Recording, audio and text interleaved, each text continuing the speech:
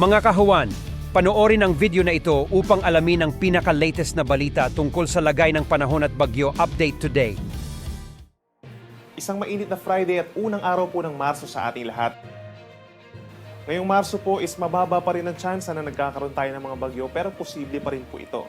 Base sa ating image na inyong nakikita, ito yung ating lahat ng mga bagyo tuwing buwan ng Marso simula po 1948 hanggang 2018. Itong maninipis po na kulay itim, habang yung makakapal na kulay itim naman ay yung tinatawag natin na average tracks o yung typical na dinadaanan ng mga bagyo tuwing buwan ng Marso. Meron po tayong dalawang senaryo.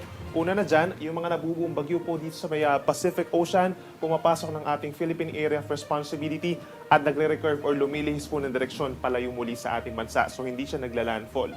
Yung ikalawang senaryo, yung mga landfalling na bagyo po na nabubuo sa may silangan po ng Visayas at Mindanao ay kumikilos, unti-unti umaangat, pa-west-northwest at maaaring mag-landfall dito po sa may areas ng Caraga Region, Visayas and Palawan hanggang sa mag-dissipate po or malusaw dito sa may West Philippine Sea. For this year, March 2024, 0 or 1 po na bagyo ang posible at kung sakasakali ay papangalanan natin ito na Aghod. For today naman po, dalawang weather systems ang nakaka-apekto pa rin sa ating bansa. Una na dyan ay ang mahinang northeast monsoon or amihan na siya nagdadala ng bahagyang paglamig pa rin po ng temperatura dito sa may northern Luzon, habang mainit at maalinsangan na panahon naman dito sa may rest of Luzon, Visayas and Mindanao dahil pa rin sa easterlies o yung hangin galing sa Pacific Ocean.